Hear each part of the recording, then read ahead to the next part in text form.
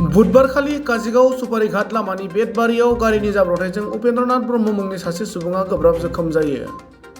जोखोम जानाय उपेन्द्रनाथ ब्रह्मखौ परबतजरा महकुमा सिंनि काजिगाव ओनसोलनि गम्भीराखाथा गामिनि राजिब ब्रह्मनि फिसाज्ला होनना मिथिनानै मोन्दों।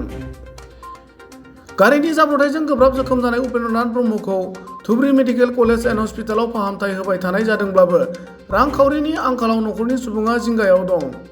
बेनिखायनो उपेन्द्रनाथ ब्रह्मनि देहाखौ मोजाङाव लाबोनो हानाय बादियै साबसिन फाहामथाय होनो रायजो राजानिफ्राय मदद हांख्रायदों।